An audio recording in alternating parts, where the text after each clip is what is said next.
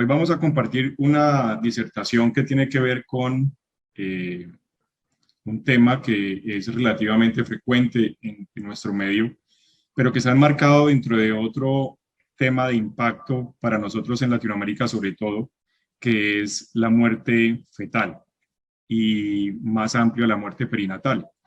Y uno de los retos que en el mundo hay, porque la muerte perinatal y la muerte fetal pues están estables en muchos países de Europa y en Estados Unidos desde hace más de una década y no se ha logrado impactar este factor. Y en Latinoamérica pues tenemos regiones que somos muy dispares, lo vamos a ver ahora, en términos de tratar de reducir esa mortalidad y parecernos cada vez más a los países en vías de desarrollo. Esto pasa por un sinnúmero de estrategias y hoy vamos a ver una de las estrategias más viejas que hay, pero que es una de las estrategias que también tiene mucha controversia, además porque es una estrategia que es a la vez subjetiva y es muy variable. Realmente decir que contamos los movimientos fetales es demasiado variable. Entonces voy a tratar de ocultar eso. Entonces, ¿qué pasa cuando una paciente nos dice que nuestro bebé se mueve menos, ¿cierto? ¿Qué implica esto para ella y qué dice, digamos, la literatura en términos de lo que nosotros tenemos que hacer para poder abordar este fenómeno? Normalmente vemos que el grueso de muertes en el mundo, que son cerca de 2.6 millones para las muertes prenatales y 2.7 millones para las muertes neonatales, la mayoría de análisis que hay detrás de estas muertes, que se hacen por entidades muy importantes, tenemos en la parte de Europa el Embrace, en Estados Unidos el CDC de Atlanta, que es el que lleva la vigilancia epidemiológica de estos eventos. La mayoría de estas pérdidas pueden ser prevenibles y pueden ser prevenibles cuando se mira la paciente desde el control prenatal, cuando se miran las intervenciones del parto y cuando se miran las intervenciones perinatales hasta los 28 días, que es la muerte neonatal tardía.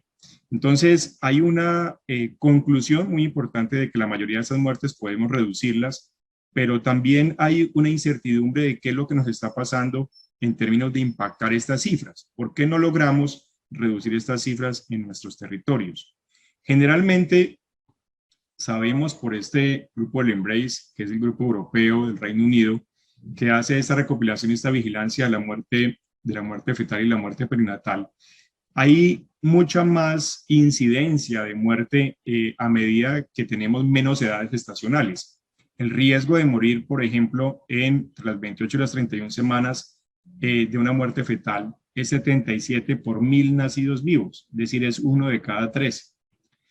Pero si miramos la muerte perinatal englobando hasta los 28 días posteriores es de 97 por 1000 nacidos vivos, es decir, podemos tener muertes in útero, pero además a eso se suman las muertes que suceden después del nacimiento de estos fetos. Y vemos cómo se va reduciendo este número de muertes en el sentido de llegar hasta las 42 semanas y tener, digamos, menos incidencia, casi de 1 por cada 1000 nacidos vivos hasta 1.5, sumándole las muertes perinatales. ¿Por qué esto? Porque vemos que en la medida en que se presente la muerte más temprana, generalmente esto obedece a patologías mucho más severas, mucho más graves, que afectan el feto in útero y lo llevan generalmente a estos procesos de muerte. Dentro de esas, muchas referidas a malformaciones, generalmente graves o a veces incompatibles con la vida. ¿Qué nos pasa a nosotros en Latinoamérica? Este es un estudio publicado en el 2018 donde participaron dos latinoamericanos muy reconocidos, el doctor Altava y el doctor Belisa, donde hicieron una recopilación del estimado de las tasas de muerte fetal por 1000 nacidos vivos, ¿sí? Por 1000 nacimientos, y vemos cómo hay una disparidad en todo nuestro territorio latinoamericano. Pues las tasas más altas obedecen a Haití, digamos que tiene que ver mucho con también los ingresos per cápita y la economía de los países y el grado de desarrollo. Nosotros estamos ubicados muy cerca de los hermanos peruanos, acá estamos por la línea por debajo de los 10 por 1000 nacidos. Tenemos también las tasas muy bajas que tienen, por ejemplo, Chile y Argentina, algunas tasas también bajas en México, en la parte de Cuba. Entonces vemos que hay una disparidad, a pesar de que hay intervenciones en el mundo que ya han sido socializadas, vemos que hay una disparidad en la presentación de esta muerte fetal. La gran diferencia estaría en cómo implementamos nosotros en nuestros territorios este tipo de intervenciones y cómo esas intervenciones pueden impactar también finalmente nuestras pacientes. En este sentido, vemos que esta estrategia de contar movimientos fetales, que es la estrategia, como les decía, ahora más vieja, es la más barata, pero tal vez la más variable y la que obviamente tiene menos sensibilidad y menos especificidad comparado con otros métodos de vigilancia fetal. Pero sabemos de antemano desde hace muchos años, desde la década del 70, que comenzaron a hacerse este tipo de estudios de mirar si los movimientos fetales tenían o no impacto en los resultados de la madre y su recién nacido, pues se encontraron asociaciones de que los fetos que tenían restricción de crecimiento intrauterino se movían menos. La muerte fetal in útero era más frecuente, inicialmente esa también fue otra asociación, hay más ingreso a UCI y más Apgar bajo al nacer. Estos estudios demostraron que había una relación en la disminución de los movimientos fetales con un resultado perinatal adverso. Planteada esta inquietud desde esa época, se comenzó a estudiar también cuál era el comportamiento alrededor de los movimientos fetales dentro del embarazo, es decir, qué se espera a medida que el embarazo avanza en términos de los movimientos de estos fetos. Una de las cosas que sabemos es que desde muy temprano, vamos a ver ahora un esquema de cómo se desarrollan estos movimientos. Prácticamente desde la semana 6, usted puede comenzar a ver ecográficamente movimientos, pero el sentimiento, digamos, de las pacientes, la sensación de movimientos de las pacientes, arrancan prácticamente después de la semana 20. En algunas pacientes multíparas puede ir desde la semana 18. Y esos movimientos se incrementan a medida que avanza el embarazo, alcanza una meseta y comienzan a sentirse de manera menor después de la semana 36. Este es un comportamiento normal de esos movimientos. Ahora, el desarrollo de los movimientos fetales desde el punto de vista neurológico, si uno comienza a ver desde muy temprano en el embarazo, por los estudios ecográficos que se han hecho y por las tecnologías que tenemos hoy en día, prácticamente en las primeras 14 semanas usted tiene definida la mayoría de los movimientos fetales que va a presentar en la vida intrauterina. De tal manera que desde la semana 7 usted puede ver por ecografía unos movimientos que pueden ser movimientos laterales, ¿sí?, de la cabeza o también de la parte de la rabadilla de ese embrión, ¿cierto? Puede ver a la semana 9 ya sobresaltos o movimientos generales de los esbozos de las extremidades y aparece un movimiento que se le ha prestado atención en la última década porque está relacionado en cierta forma con un resultado perinatal favorable, que es la presencia del hipo, o lo que se ha llamado el hipo fetal, que puede ser tan temprano como de las 9 semanas. A la semana 10 ya podemos ver movimientos aislados de los miembros. A la semana 11 ustedes pueden ver apertura de la mandíbula, pueden ver movimientos de las manos, contactos con la cara. Los movimientos respiratorios comienzan a aparecer, sobre todo los movimientos lentos, posteriormente los movimientos rápidos.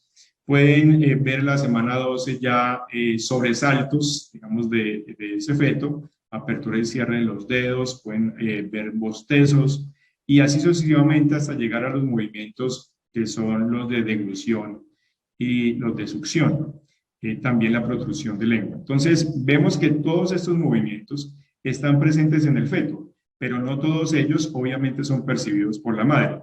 Los movimientos que más se perciben por la madre son los movimientos de las extremidades, los movimientos de los sobresaltos y los movimientos que tienen que ver generalmente con alguna extensión de las extremidades.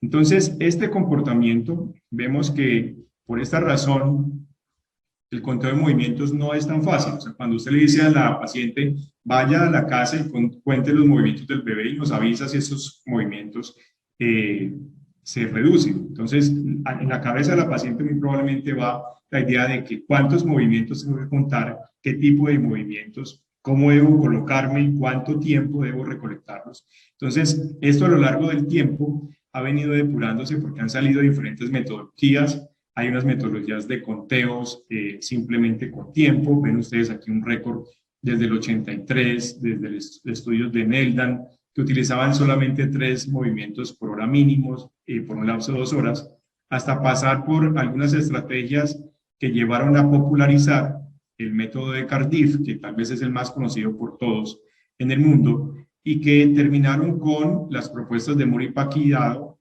en donde hacen una simplificación, digamos, del método de Cardiff y reducen el tiempo del conteo, ya no de las 12 horas en las cuales la paciente debería estar 12 horas contando movimientos en su casa, ojalá en un estado, digamos, de tranquilidad, que es el método de Cardiff, hasta este método de Mori Pacquiao, que es en 2 horas. Recomendar a la paciente que repose, ojalá de medio lado, en un sitio tranquilo, y que en esas 2 horas cuente mínimo 10 movimientos fetales. Ahora, estos 10 movimientos fetales o este número de movimientos fetales tienen que ser movimientos que la paciente sense, movimientos relativamente bruscos del feto, de extensión, estiración de las extremidades, sobresaltos o el hipo, que también sirve, digamos, como uno de los movimientos para recolectar y graduar o notificar, digamos, al médico que está ordenando este tipo de seguimiento. Entonces ven ustedes que pues, no es fácil, es decir, no es una metodología fácil porque es muy subjetiva, depende de la paciente, depende del ambiente, depende de la posición y pues obviamente también depende de la estrategia que nosotros le indiquemos. Ahora, para contestarnos la pregunta de si definitivamente el feto, el cual sensa la mamá que tiene menos movimientos, es decir, un feto hipokinético, ¿tiene riesgo o no? Esto se ha venido contestando a lo largo del tiempo y definitivamente hay una asociación importante. Las pacientes que tienen peor resultado y que sensan movimientos fetales disminuidos son las pacientes que definitivamente fuman, que tienen un doble riesgo, ¿sí?, de que presentar un resultado adverso fetal. Las pacientes que tienen una historia obstétrica de un bebé pequeño o de un antecedente de un mortinato, esta paciente tiene 2 veces mayor riesgo. Lo mismo si esta paciente tiene algún antecedente de alguna enfermedad de base, que puede ser, por ejemplo, diabetes o hipertensión. Ese tipo de pacientes debemos tener mucho cuidado porque tienen 3 veces el riesgo de presentar un resultado adverso.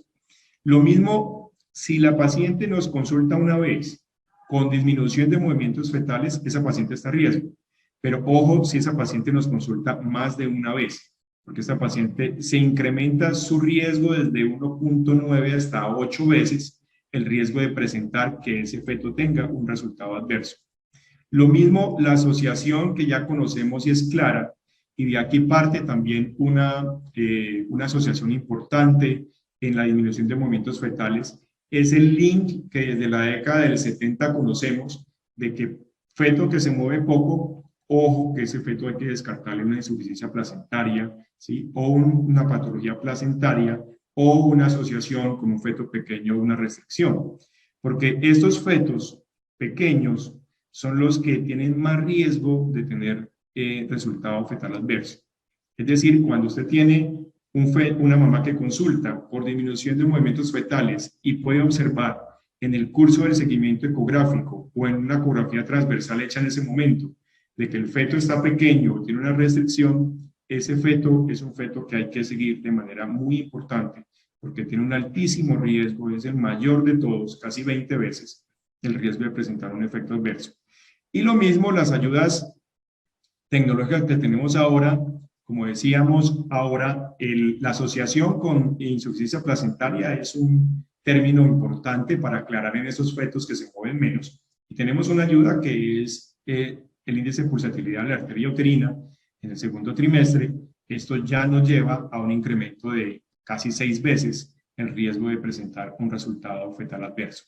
Entonces miren que estas asociaciones con la hipoquinesia fetal son importantes y se han venido dilucidando cuáles son las pacientes que tienen mayor riesgo.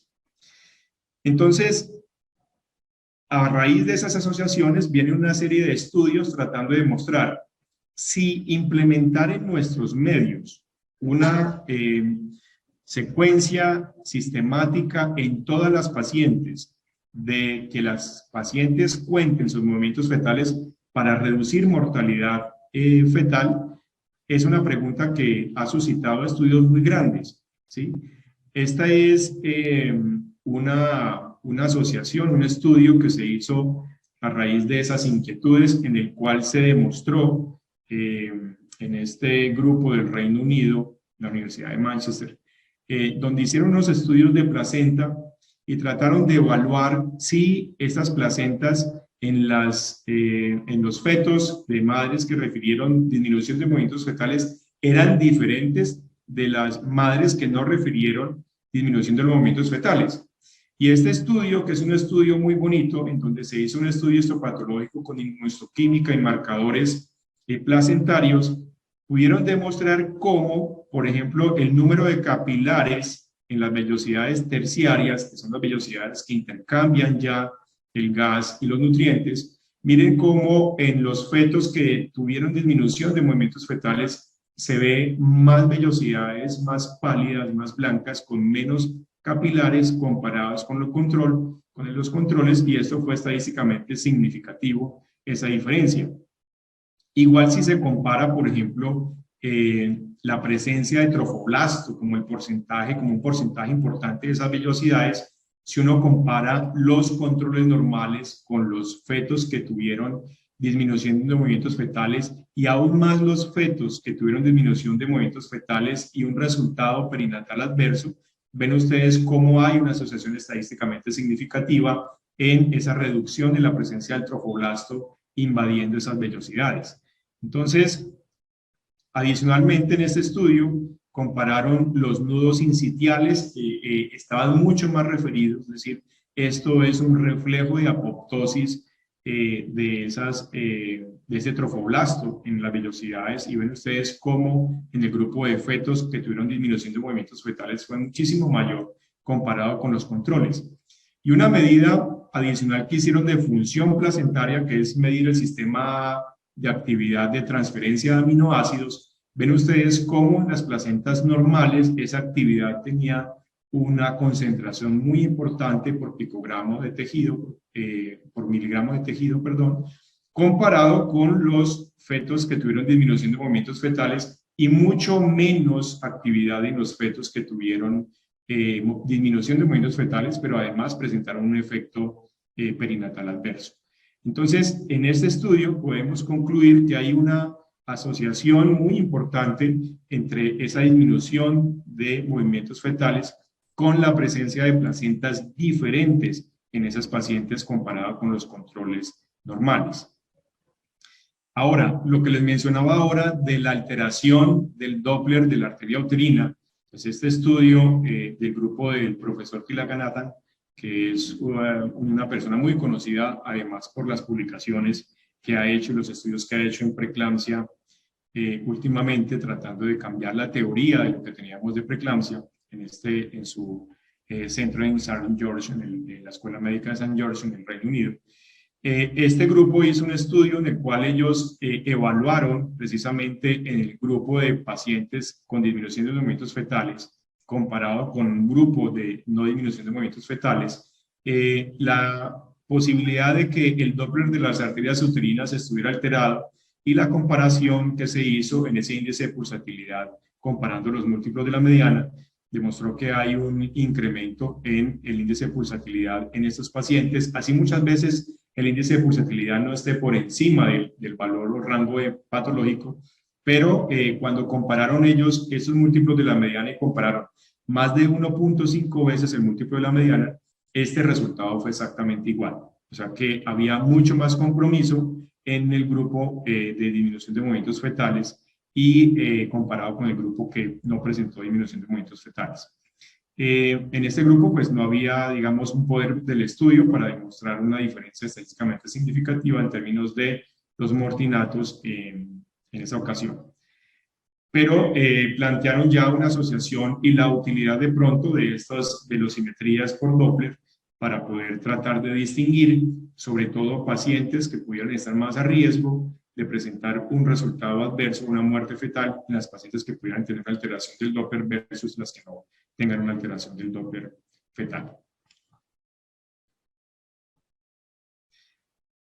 Y este es otro estudio publicado aquí en el JAMA Network el año pasado, en donde se demostró también que el feto que tiene restricción de crecimiento intrauterino o el feto pequeño, que además tiene redistribución de su flujo, se ve cómo fisiológicamente ese feto tiene menos consumo de oxígeno, disminuye el consumo de oxígeno, disminuye el consumo de glucosa y por ende tiene pues una cuota metabólica de su relación entre glucosa y consumo de oxígeno mucho más alta, porque tiene mucha disposición o igual disposición de glucosa, pero el consumo de oxígeno se reduce y esto hace que ese cociente se eleve.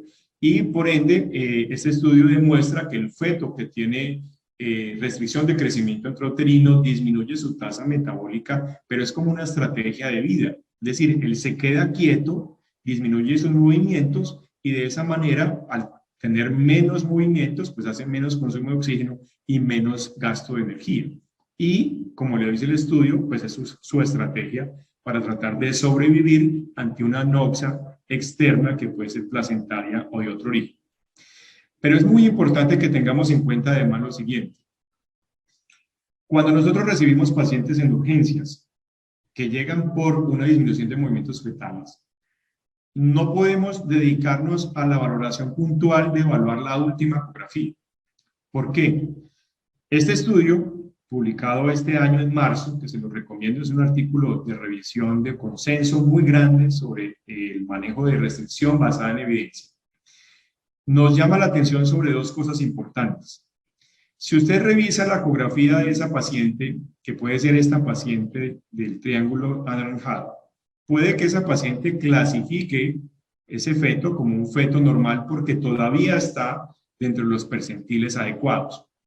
Pero si nosotros perdemos la perspectiva de ese feto, de cómo venía previamente, y vemos que va en un descenso paulatino de su peso estimado, este feto, si se presenta como una disminución de movimientos fetales, probablemente nosotros nos quedemos tranquilos porque vemos un feto normal y hagamos una valoración diferente de ese feto a la que debemos hacer, que vamos a tratar ahora de discutir más adelante.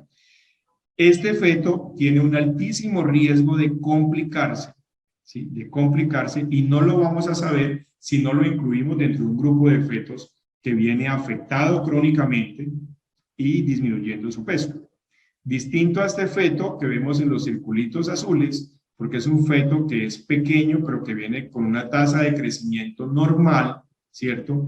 Y distinto a este feto que definitivamente en triángulos rojitos se nos desvió y disminuyó su potencial de crecimiento. Tanto este feto como este feto del rombo naranjado son fetos de altísimo riesgo.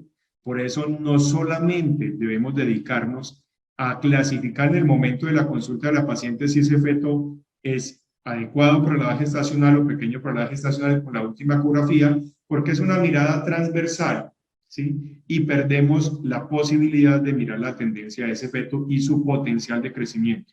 Porque si ese potencial de crecimiento no está respetado y ese feto viene en descenso, ojo con ese feto, porque ese feto es generalmente el feto que presenta muerte in útero y que decimos que estaba normal cuando es un feto que claramente no venía normal.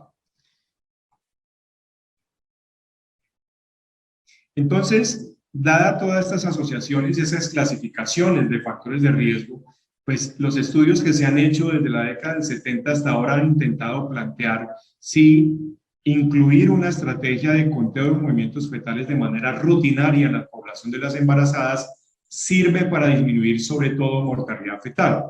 Entonces, desde muy temprano de la década del 70 que se presentó esta asociación y sabíamos que los movimientos fetales eran importantes, se trató de indagar si la madre de manera sensible detectaba esos movimientos o no, y en esa época se decía que era el 80%. Sin embargo, eso se aclaró con el tiempo y sabemos hoy en día que es muchísimo menos de todos los movimientos fetales que el feto hace y realiza, los podemos detectar por ecografía, pero la madre solamente sensa desde un 40 hasta máximo un 60% de todos esos movimientos fetales.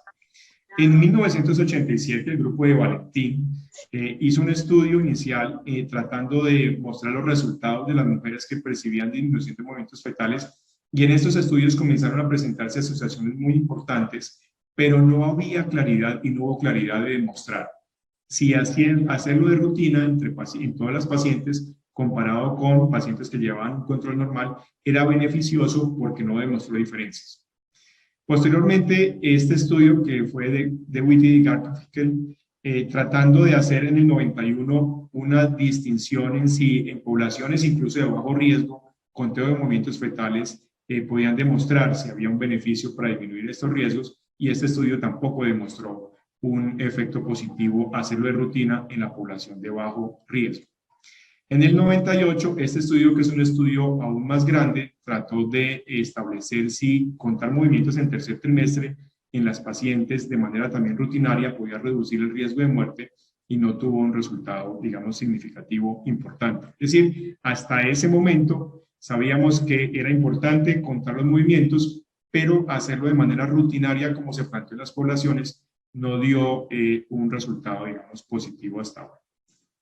Este es el estudio más grande que tenemos, el primer estudio más grande que se hizo en el mundo, que lo comandó la Unidad de Epidemiología Perinatal de la Universidad de Oxford y el grupo de maternidad de Bélgica. Este estudio incluyó 68.000 mujeres, aleatorizadas en dos grupos de 33 pares de clúster. Esos clústeres tenían, digamos, máximo hasta 1.000 mujeres, que se ingresaron entre la semana 28 y 32 para conteo de movimientos fetales, siguiendo la regla de Cardiff, versus las pacientes que seguían en el grupo de comparación, eran pacientes de un control prenatal absolutamente normal. A las pacientes se les instruyó a partir de estas edades gestacionales contar sus movimientos, y se siguieron en el tiempo esos clústeres para evaluar qué pasaba. Y definitivamente esos clústeres lo que mostraron era que en los dos grupos de clúster, en el grupo de conteo de movimientos y en el grupo control, pues las muertes que se presentaron fueron muy similares. Es decir, el grupo de muertes fetales fue de 59 muertes en el grupo de conteo y 58 en el grupo control.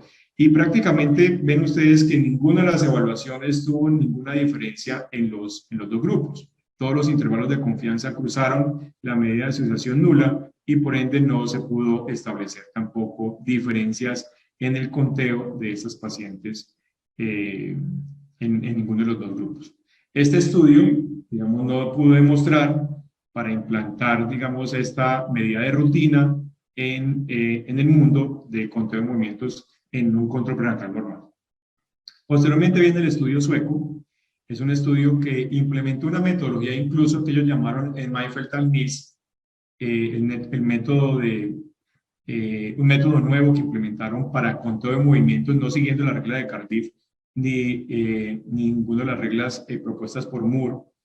Y este equipo lo que les decía a las pacientes era que tuvieran un momento de reposo, fueran y se acostaran de medio lado, se concentraran en los movimientos y trataran de detectar los movimientos más leves, los movimientos más bruscos, e hicieran un conteo de esos movimientos. Este estudio sueco involucró 37 hospitales y reunió 409.000 pacientes embarazadas, ¿sí?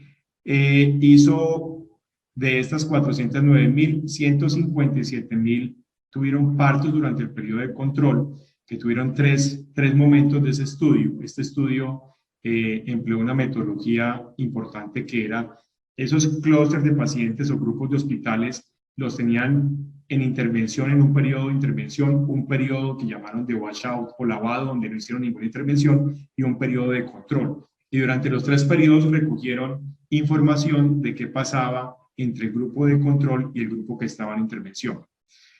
Y esta tal vez es la figura más importante de ese estudio, en donde ellos encontraron que había un pequeño incremento en el inicio del labor espontáneo en ese grupo de intervención, pero además no hubo incremento en inducción del parto, no hubo incremento tampoco en las tasas de cesáreas, no hubo más presencia de fetos que llegaron a más de 41.6 semanas. El score menor de 7 en Apgar no fue diferente entre los grupos. Los pequeños para la edad gestacional fueron menores en el grupo de intervención, y no había ninguna diferencia en el ingreso a UCI. No hubo tampoco diferencias en términos de muertes en ninguno de estos dos grupos. Este estudio básicamente habla de que estos desenlaces probablemente fueron por el método de intervención que se hizo en las pacientes en las cuales se pensó que era un poco más sensible para detectar movimientos fetales y probablemente las pacientes tuvieron mayor claridad en el tipo de movimientos que tenían y por eso estos desenlaces también fueron más frecuentes. Sin embargo, no hubo disminución en ese estudio de muerte fetal en ninguno de los dos grupos para poder establecer una diferencia estadísticamente significativa. Este es un estudio enormemente grande. Posteriormente sale este estudio que emplea una metodología de ensayos clínicos nueva, pues digamos relativamente nueva, que fue un estudio que estuvo apalancado por pasos, es un trabajo aleatorizado por clúster, también muy grande, publicado en Lancet hace 4 años. Este grupo de los AFIRM encuentran que, por ejemplo, en este grupo enorme de pacientes, en las cuales encontraron 227.000 pacientes en el estudio de control y 157.000 pacientes, perdón, en la intervención, y 157.000 pacientes en el estudio de control. Y ven ustedes cómo en el dato, digamos, de resultados más duro que el que buscan estos estudios, que es evaluar diferencias en términos de muerte, no hay ninguna diferencia estadísticamente significativa.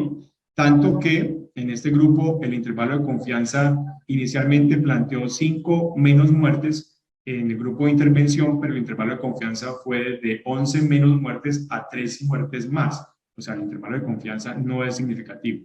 Y cuando se analizaron por los estratos de edades gestacionales, desde las 22 hasta las 37 semanas, incluyendo solamente también los fetos que no tenían o no tuvieron en el momento de nacer malformaciones, pues no hay ninguna diferencia estadísticamente significativa entre los dos grupos. Entonces, este estudio tampoco fue capaz de demostrar una diferencia en hacer un planteamiento e incluir el conteo de movimientos fetales de rutina en el control prenatal en las pacientes que estamos controlando nuestros embarazos.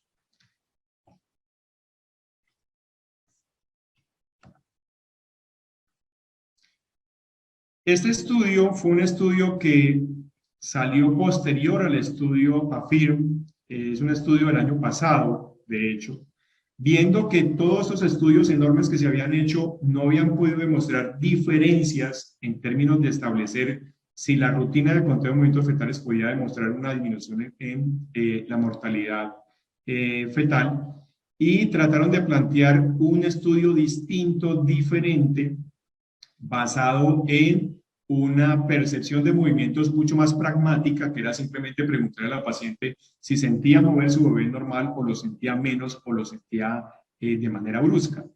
Esta metodología acuñó estudios básicamente de casos y controles e hizo un metaanálisis individual, que es muy importante porque eso nos permite aclarar muchas veces también temas de sesgos y de confusión en este tipo de metaanálisis, y lograron reunir diferentes estudios de Nueva Zelanda, Australia, Reino Unido y una base de datos que estaba al STAR en Estados Unidos, y pudieron reunir 851 muertes fetales tardías comparado con 2.257 controles con pacientes embarazadas en curso.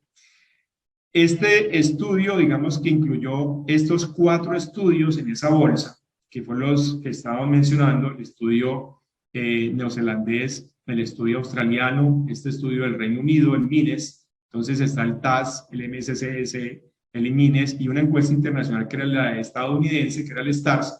Esos 4 grupos de estudios los incluyeron en el metaanálisis.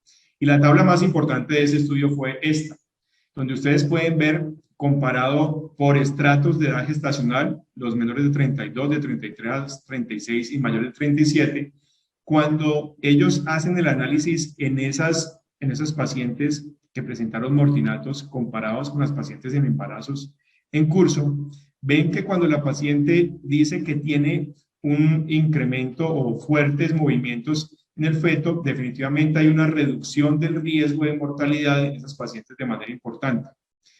Pero además de eso les preguntaron: ¿qué pasa si usted siente incremento en la frecuencia, pero no en la intensidad de los movimientos fetales? Esto también demostró una disminución que fue en el grupo de menos de 32 semanas, pero no así, digamos, en el grupo de mayores de 33 semanas hasta las 37 semanas. O sea, muy pretérmino es muy importante, es decir, si usted tiene un feto pequeño por debajo de las 34 semanas, tal vez la frecuencia de movimientos es mucho más importante que la misma intensidad. Pero asimismo, la disminución de la frecuencia de movimientos en esos pacientes en los tres grupos dio un riesgo importante para mortinato.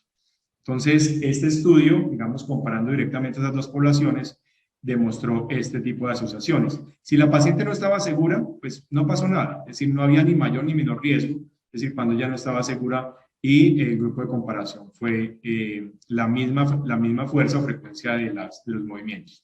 Entonces, lo mismo si en las últimas 2 semanas, por ejemplo, la paciente sentía movimientos fetales vigorosos, ¿sí? Solamente una vez la paciente tenía, digamos, un riesgo incrementado cuando esa paciente refería solamente una vez ese tipo de movimientos, pero si era más de una vez, ven ustedes cómo hay una tendencia a la reducción, pero eso no fue estadísticamente significativo. El hipo que lo mencionamos anteriormente, si la paciente tenía en las últimas 2 semanas previas presencia de hipo, miren ustedes que hay una tendencia a reducción, sobre todo después de las 34 semanas, de las 33 semanas, una reducción de casi el 61% para el riesgo de mortinato, y esto comparado con las pacientes que no lo presentaban, ¿cierto? O que estaban inseguras de haber sentido el hipo.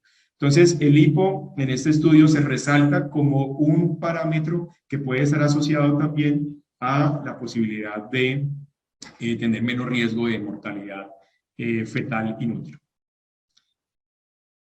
Este estudio, que es un estudio pues, publicado también el año pasado, que es un estudio de cohortes que se hizo desde el 2009 hasta el 2019, que se hizo en Australia, es decir, prácticamente acuñó 10 años, en un centro terciario de Australia, incluyó 203.000 participantes potenciales, de las cuales solamente 101.597 cumplieron criterios de elegibilidad. Este estudio está publicado en el JAMA Network.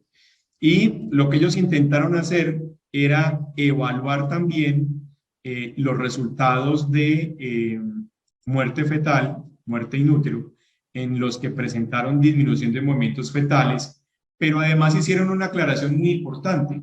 Este estudio vino a contestar la pregunta de qué pasaba si la paciente le consultaba una vez o si la paciente le consultaba más de una vez.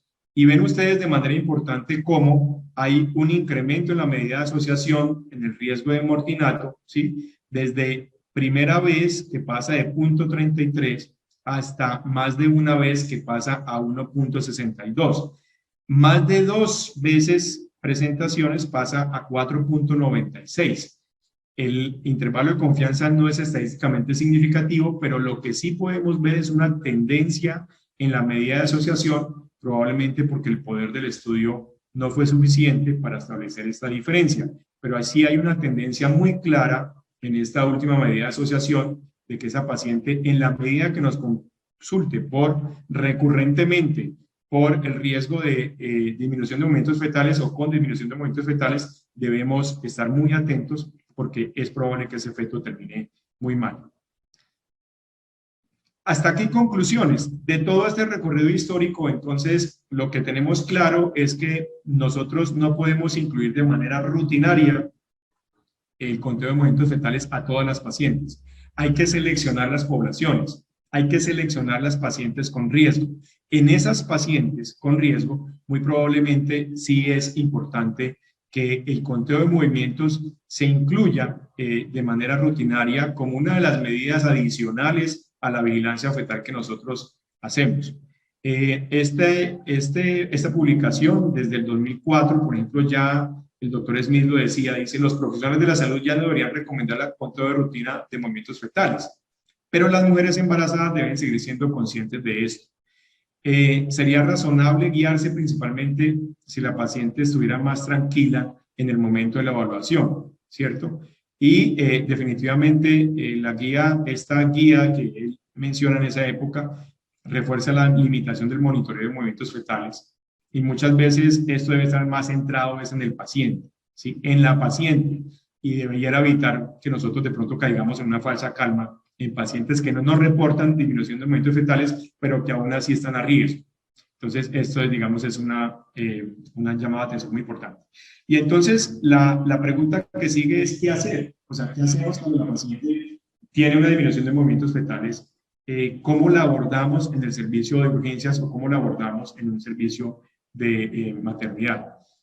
Si la disminución de movimientos fetales tiene más de 28 semanas, este es una guía, digamos, publicada también en el 2021. Es una propuesta que hace más que todo el grupo australiano, en donde nos dice en un algoritmo simple si esa paciente tiene factores de riesgo, que es yo creo lo importante, marcar esa paciente en urgencias, ¿tiene riesgo o no tiene riesgo? Y si la paciente tiene factores de riesgo, hay que hacer dos cosas muy importantes. Uno, medir la altura uterina o tratar por ecografía de establecer si ese feto tiene un crecimiento normal o no. Y segundo, auscultar ese feto o hacerlo como un Doppler, digamos, de mano, y hacer una monitoría. Si esa monitoría nos da alguna alteración, que en este caso la monitoría también hay una discusión, porque si nosotros comparamos la evaluación que hacemos al ojo en la monitoría versus la valoración computarizada, pues obviamente hay una ventaja de la valoración computarizada, pero no todos tenemos esta tecnología, digamos, a la mano. Entonces, digamos que tenemos que evaluarlo también con lo que nosotros sabemos de lectura de monitoría y leer una monitoría muy bien para ver si hay alguna alteración y remitir ese paciente a una evaluación posterior de carácter urgente. También proponen ellos en las pacientes evaluar hemorragia feto-materna a través del test de Kleihauer-Betke para saber si hay alguna hemorragia fetomaterna oculta, en ese caso, y de pronto estamos frente a un feto anémico. Lo otro es, si hay alteración cardiotopográfica, considerar el ultrasonido, y si se decide hacer un ultrasonido de ese feto, mirar si hay un ultrasonido anormal.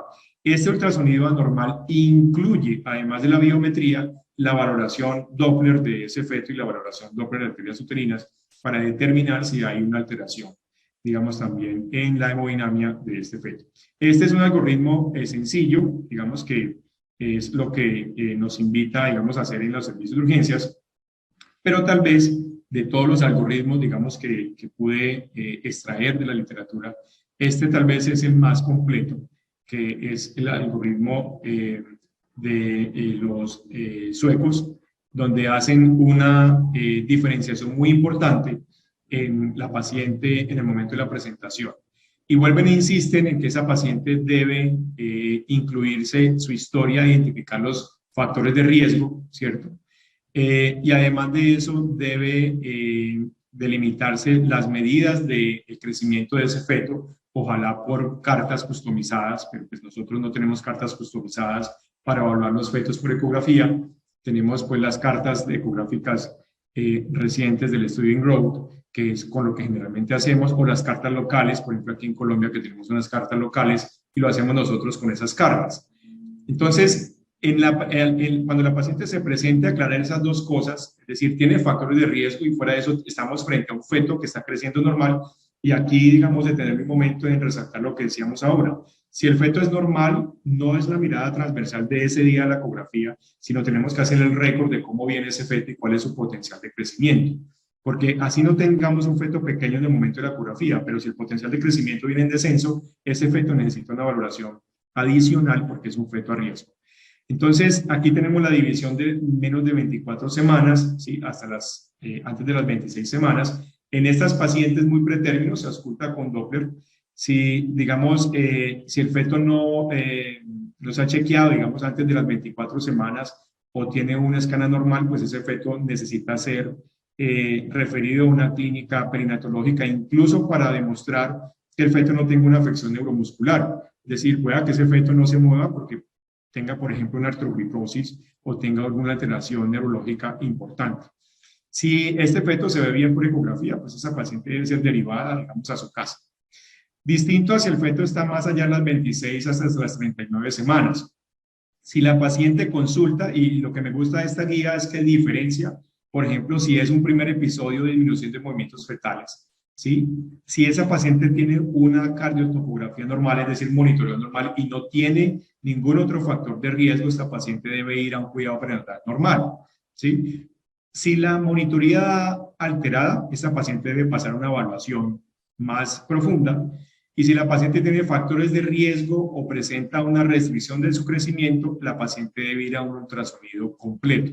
Que les decía ahora, ultrasonido implica hacer la biometría fetal, pero también tener la disponibilidad de si se necesita una valoración Doppler. Si la paciente tiene el segundo episodio, les decía ahora, dentro de las 3 semanas anteriores, esta paciente inicialmente debe ser incluida para una valoración de la biometría fetal y debe ser considerada para una cardiotocografía inmediatamente. Digamos, hasta que la paciente, digamos, hasta que nosotros podamos asegurar el bienestar fetal en esa paciente después de estos 2 episodios, y se le debe hacer un seguimiento muy estricto en estas pacientes que tienen esta condición. Si no encontramos en ese momento ninguna alteración ni ecográfica ni cardiotocográfica, prácticamente esa paciente debe ir hasta a un seguimiento de monitoría casi que diario o por lo menos 2 veces por semana. La paciente que tiene 39 semanas, que está ya a término propiamente dicho, se le debe hacer una monitoría y se le debe hacer una ecografía si la paciente no tiene, digamos, ecografías previas, ¿cierto? Y a esta paciente se le debe ofrecer también evaluación de la maduración cervical e inducción si tiene esta consulta, digamos, recurrente, a menos que no pueda tener una indicación de parto. Entonces, en la paciente con recurrencia, esa paciente ya con 39 semanas, es mejor hacer un proceso de inducción de parto para poder evaluar ese feto. Hay algo muy importante en la evaluación del ultrasonido que incluye, digámoslo, las 39 semanas, pero se recomienda que se haga en todas las edades gestacionales, es la valoración del líquido amniótico. El líquido amniótico para nosotros, ustedes saben que es una medida, digamos, de efecto crónico en el feto muy importante que debe estar incluida dentro de la valoración de ese ultrasonido. En las guías de manejo adicionales, cuando en este estudio que hace una recopilación y mira la calidad de las guías de manejo en el Reino Unido que son utilizadas para enfrentar la disminución de movimientos fetales y que tiene como base la guía del Royal College y la comparan contra la guía del Royal College, hay varias recomendaciones importantes que están presentes en la gran mayoría de guías. La que 100% se presenta, que es la recomendación que nosotros deberíamos hacer, es que después de que la viabilidad del feto se confirma cuando la paciente consulta por disminución de movimientos fetales, esta paciente debe ser incluida en una cardiotocografía, ¿sí? una monitoría, digamos, inicialmente para evaluar ese feto cómo está. También se recomienda en la mayoría de guías, el 79% de guías lo hacen, es tomar la historia clínica incluyendo los factores de riesgo para mortinato, que era lo que les decía, eso nos divide un feto de riesgo y nos divide otro feto de no riesgo. El examen clínico tomando la altura uterina y si se tiene en esas pacientes, pues obviamente ecografía, verificar el crecimiento fetal. La auscultación del feto, que puede hacerse con cualquiera de los métodos que tenemos, un estetoscopio alpinar o si tenemos un Doppler manual. El screening para preeclampsia en las pacientes que obviamente tengan riesgo y se presenten al servicio con disminución de movimientos fetales. La cariotocografía debe ser mínimo de 20 minutos, además porque sabemos que universalmente la definición de monitoría reactiva es con 2 aceleraciones de 15×15 en 20 minutos, si este feto tiene más de 34 semanas. Debe hacerse un ultrasonido para biometría y Doppler si la paciente tiene un riesgo de mortinato. Y esta evaluación debe hacerse dentro de las primeras 24 horas. No podemos decirle a la paciente, tengo una fórmula y vaya que le hagan un Doppler ambulatorio y se lo autorizan en 7 días. El ultrasonido para morfología fetal, ¿sí? No lo incluyen en la mayoría de guías. Un papel selectivo en el término del perfil biofísico. En términos de las pruebas de bienestar fetal, en este caso el perfil biofísico que es utilizado por el 11% de las guías, es una medida alterna y digamos que aquí la discusión se centra es básicamente en lo que tenemos a la mano, pero también en lo que nos puede reducir el riesgo de mortalidad fetal. Y sabemos que si nosotros comparamos una monitoría sola con un perfil biofísico, la monitoría sola tiene un riesgo de mortinato a los 7 días después de una monitoría normal de cerca de 8 por cada 1000 monitorías realizadas que hayan salido normales. Es decir, cada vez que usted hace una monitoría hoy y está normal, si usted vuelve y evalúa ese feto a los 8 días, pueda que encuentre 8 muertes fetales por cada 1000 monitorías. Y si uno compara eso con un perfil biofísico completo, pues el perfil biofísico completo le reduce 10 veces esa posibilidad porque la muerte ya se reduce a 0.8 por cada 1000, o sea, 8 por cada 10.000 valoraciones. Entonces el perfil biofísico aquí se convierte en una herramienta también importante, así como la velocimetría Doppler en pacientes con presentación recurrente. Si una paciente va más de una vez, no se contente con hacerle solamente ecografía, hágale Doppler a esa paciente fetal para saber cómo está la hemodinamia, y pues hay muchas medidas, digamos, que nos pueden dar orientación acerca de si ese feto puede llegar a morir o no. Vimos ahora en los estudios como la velocimetría de la arteria uterina, vemos como la velocimetría de la arteria cerebral media, sobre todo en fetos a término, es a veces mucho más frecuente su alteración que la propia alteración umbilical. Y un tema que estamos en boga hoy en día, que es la relación cerebro-placenta, que es una relación muy importante que ha venido siendo evaluada para demostrar riesgo perinatal adverso en las pacientes con riesgo. Y otra cosa que recomiendan es evite el uso de las cartas estas donde se les recomienda a las pacientes cómo contar movimientos. Parece que simplemente, si usted le dice a la paciente que en promedio sense tanto la frecuencia como la intensidad de las contracciones, es suficiente para que la paciente nos detecte cuando alguna de estas dos variables está reducida, o la frecuencia o la intensidad de los movimientos, y no ponerla a que se acueste durante 2 horas, cuente los movimientos todos los días, porque muchas veces esto genera mucho más estrés en las pacientes, mayor cantidad de falsos positivos, mayor cantidad de consultas y mayor cantidad de intervenciones. Es muy importante tener en cuenta que cuando usted decide frente a una disminución de movimientos fetales en un feto a riesgo que de pronto lo encuentre mal, si intervenimos o no. Y ven ustedes cómo ya desde hace un tiempo se ha comparado cuánto riesgo tiene usted en ese feto si usted hace un manejo expectante o hace una inducción de labor en términos de reducir la mortalidad fetal. Y ven ustedes cómo a lo largo de la edad gestacional, después de las 37 semanas, pues el riesgo de inducción en esos fetos que están en riesgo de muerte pues es mucho menor que el manejo expectante. Si uno se queda quieto y espera a si usted decide hacer una intervención desde después de las 37 semanas.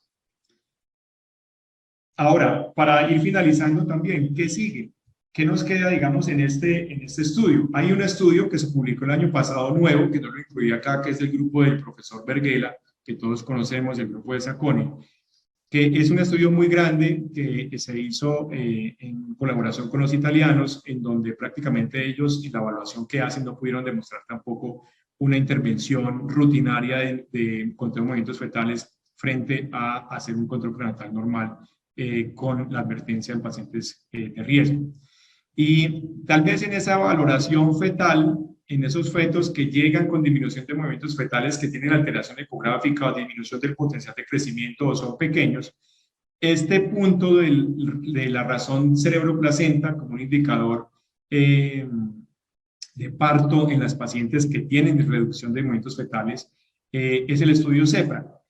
Este estudio se publicó, esto que es el protocolo, pero todavía no se ha terminado. Probablemente en este año o en el año siguiente tengamos resultados de este estudio para ver si incluir la valoración cerebro-placenta en los fetos de madres que tienen indicación ecográfica y que consultan por disminución de movimientos fetales, es decir, en esas pacientes de riesgo. Este indicador puede ser un marcador que nos pueda indicar qué fetos tienen riesgo de efecto perinatal adverso y ser llevados a un proceso de evacuación.